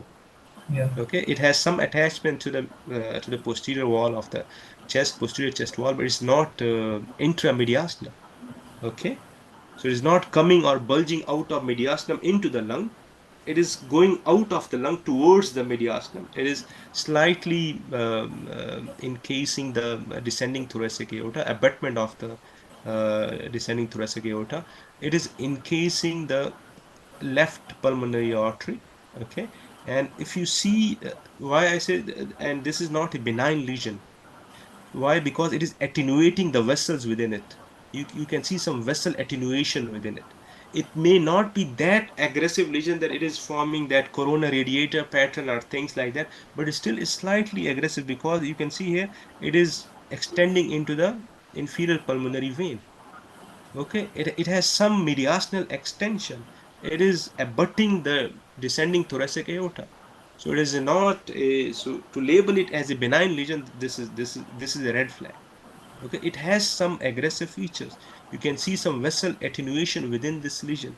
And what you need to do is you will say that in this condition, I will take an ROI of this lesion. What is the density of this lesion? If you are thinking about a cyst, the density should be fluid. But if it is a fluid density, it should displace vessels completely. If it is you are thinking about a cyst, but you can see vessels are going inside it, but they are thinned out. It means that it is not a benign lesion, it is a malignant lesion. And it is such a big lesion as well. And you can see some mediastinal extension or abutment of descending thoracic aorta. This is not a benign feature. And extension into the left inferior pulmonary vein, this is not a benign feature. So it is a malignant lesion. Okay. If you're thinking about infection or something, it should be broad based. It usually follows the bronchovascular markings of the lungs. Okay, so, but this is not a benign, this is a malignant lesion. You need to inform the primary physician, you need to activate that 2-week lung cancer pathway. You need to have a staging CT scan of the patient. In UK settings, you will also, we do PET CT scan for the staging as well. And tissue sampling will be advised and discussion at the lung cancer MDT.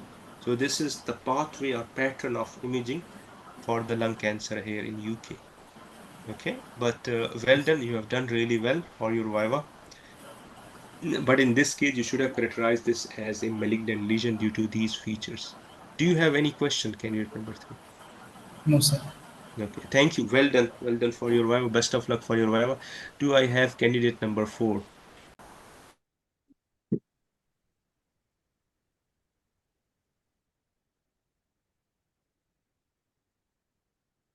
Candidate number 4, Yes, sir. can you unmute yourself? Can you speak loudly, please? Sir, can you hear me now? Yes, I can hear you. Okay, thank you. I'm sorry we are short of time. I will show you some cases. We will rapidly go through it. So can you see this image? Yes, sir. Okay, excellent. The patient has right shoulder pain. Okay. So this is a X-ray frontal projection of a right shoulder, and patient has presented with right shoulder pain. The first thing that catches my eye is a soft tissue density mass noted in right upper zone with the speculated with speculations around it. I can also, yeah, um, I'm trying to look at the ribs if there are any lytic lesions. I cannot find any. However, I cannot see the proximal part of the clavicle. This could be a pathological fracture through the proximal part, because the proximal part of clavicle, it appears a bit lucid as compared to the distal part. There are no significant changes in the shoulder joint. The glenohumeral joint is intact. So So, this is a lung mass with possible pathological fracture in clavicle. okay, so the clavicle, yes, probably there is some fracture there. Okay, so what we'll do next? So next I will inform the referring physician and order CT. I will advise CT the chest with contrast to look at the whole extent of this mass. It looks like a malignant mass. I would refer this patient to 2 weeks pathway and staging CT chest, abdomen, pelvis, and lung cancer MRT for further evaluation. But Okay, first I would do a full chest X-ray and a CT scan with contrast. no, if you're doing a CT scan, don't need to do chest X-ray, okay? Okay. And we don't do CT pelvis in lung cancer. So we do CT chest and abdomen. We do CT chest in arterial phase.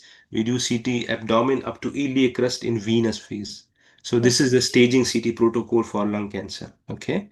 Okay. And you will activate the lung cancer pathway, the 2 week pathway for the lung cancer, and you will inform the primary physician. Okay, good, excellent. So this is the corner of the film finding. So you need to look at. They might show you a X-ray shoulder. It will have a lung mass lesion. So you need to look at all the corners of the film. Okay, so here is your another case. Okay, this is X-ray chest frontal projection of a skeletally mature patient, and I can appreciate that there are two rounded opacities bilaterally in bilateral perihilar locations, and the one on the right side, it has a calcified calcified margin in it. I can see few reticulations in the right suprahilar location, which may, and I can also see a few metallic clips uh, on the right side. So, On the right side or on the left side? oh, sorry, on the left side. Sorry, Okay. or on the left side. Yeah. So I cannot.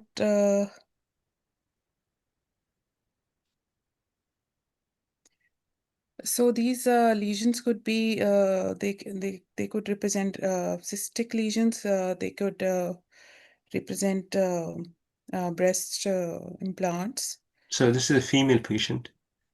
Female patients, so these could be breast implants. But the location is a bit. Hmm, there are Any other surgical tips. any other abnormality in the lungs? Focus on the lungs. Yeah, in the lungs, I can see this reticular shadowing, especially on the left side. Okay, good. Any other? Also, yeah, in the left apex, I can see some haziness in the left apex. Some this could be due to rotation, but Okay. Can you comment on the stomach bubble? yeah, yeah, I can see that the heart is also the apex, cardiac apex is on the right side, and the stomach bubble is also on the right side. So this could be a case of situs inversus totalis. And can you comment on the aortic arch? Yeah, it is also aortic arch also appears to be on the right side. Yes. Okay. Do you see any abnormality here? Yes, I can see that there is some opacification and I can see some reticular shadowing. So this could be a there could be a mass here with possibility of lymphangitis carcinomatosa. This is the CT chest.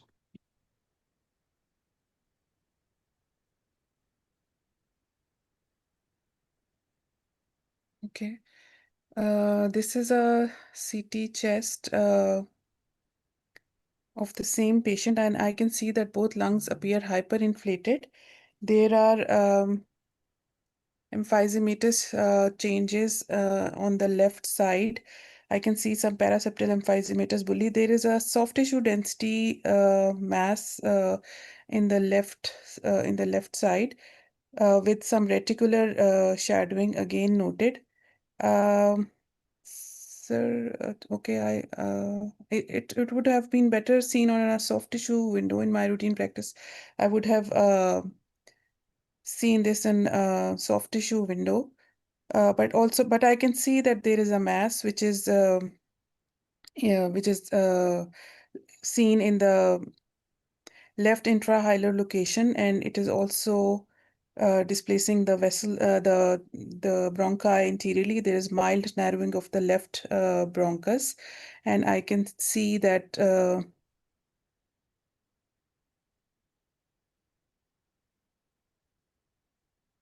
so this could be a bronchogenic carcinoma, and there is interlobular septal thickening, which is likely due to lymphangitic spread of the CA.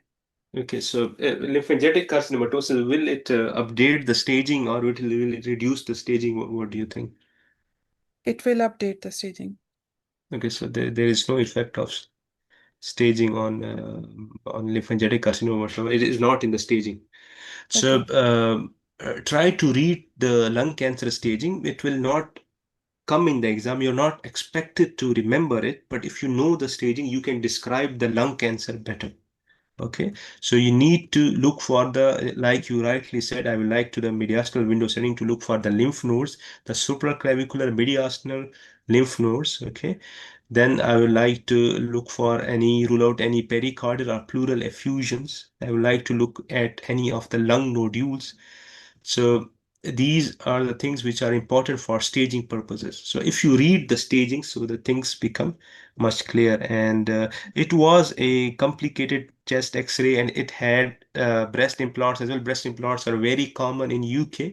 So try to see some of the chest X-rays with the breast implants so that you have an idea how they look like. And like in this, the right side one is calcified breast implant. So if you look at multiple X-rays of breast implants, you will know how calcified will look like. So I wanted to show you this case to give you an idea how the breast implant will look like on imaging. But you have described your case well. I gave you certain hints. When we give you certain hints, we deduct marks. But I think you eventually described all the abnormalities really well. Okay, well done. So this is your next case. Okay, this is a extra chest frontal projection of a skeletally mature patient, and I can appreciate that there are there is a diffuse opacification of left hemithorax, and I can see multiple rounded opacities in both lungs, which are almost of similar or slightly variable sizes. I'm trying to look at the bones, which appear grossly unremarkable. I can, the cardiac silhouette is, the visible part is the unremarkable. I cannot see any pleural effusion. So these are multiple soft tissue density masses, and most likely diagnosis is a metastatic disease process. Okay. And you described the left upper lobe collapse as well? Yeah, there's left hilar veil-like opacity, and there is a lucency around the aortic knuckle, which is causing the left upper lobe collapse. Okay. So here is the CT scan. So the CT scan, it confirms the findings of the left upper lobe collapse, and I can again see multiple opacities, which will be more clear on the lung window. However, I can also appreciate these. Um, yeah, so there are multiple opacities, and some of these are showing central cavitation. They are both lungs are studied with these opacities, and on the mediastinal window, I could also see one lesion in the liver. In my routine practice, I would also check the bone window to see bone mets. Good, excellent. Okay, so what we'll do next? So this patient will be referred for a 2-week cancer pathway because there is metastatic disease and malignant disease process going on, and further PET CT, staging CT, CT of abdomen and CT of chest in arterial phase and abdomen in venous phase, and also a biopsy, lung cancer MTT discussion. Okay, and which type of biopsy? What do you recommend? It will be a percutaneous biopsy or a endobronchial biopsy? I think endobronchial biopsy would be better because this lesion is very close to the mediastinum. So, Yes, so in case of collapsed lung, always go for bronchoscopic biopsy, okay? Because the lesions are usually central and you have collapsed lung peripherally. So if you will try to biopsy, it will just take sample from the collapsed lung, not from the original or the real, the culprit lesion, okay? So always in case of collapsed lung, always go for bronchoscopic endobronchial biopsy, okay? yeah. Good, excellent. This is your next case. The patient came to us with severe abdominal pain. So, what are your findings? Okay. So this is CT abdomen axial section, and I can see that there is an aortic aneurysm, and I can see that there is a contained rupture of the aortic aneurysm, and there are marked air lucencies in the surrounding tissue around it. So this looks like a mycotic aneurysm, and there is some infectious process going on because there are air lucencies which indicate that there is some infection going on, and it is extending into the psoas muscles on both sides.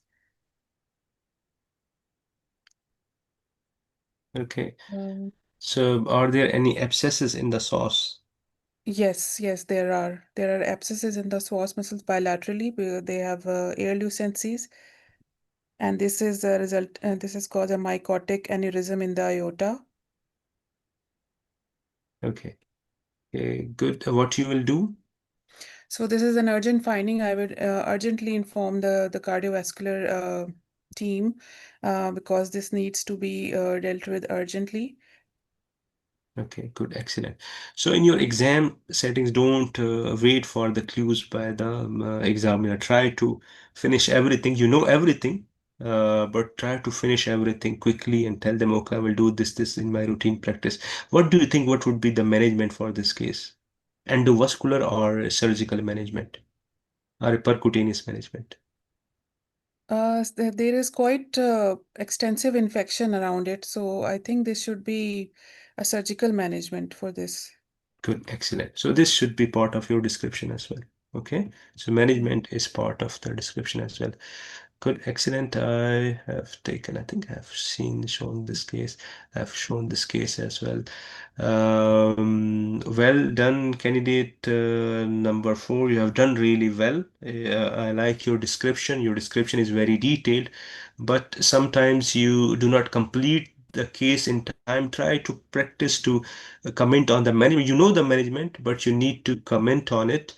I think I have crossed the time limit as well, so I think I will stop here. I will not show you further cases. I would like to thank all the candidates. All of you are really well. I Thank you, sir. enjoyed the session as well. Yes, you were saying something, candidate number 4. Sir, I was just saying thank you. It was a phenomenal session. Thank you so much. Thank you, candidate number 4, and thank you all the candidates. All of you are really good. and I hope and I will pray that all of you clear the exam. This is the feedback link. Please give us feedback. I like to read the feedbacks, and we try to improve our sessions through your feedbacks. Thank you very much, everyone, for joining in, and best wishes for all the candidates for the efforts for our exam. And this is all from my side. Thank you very much. Take care. Bye.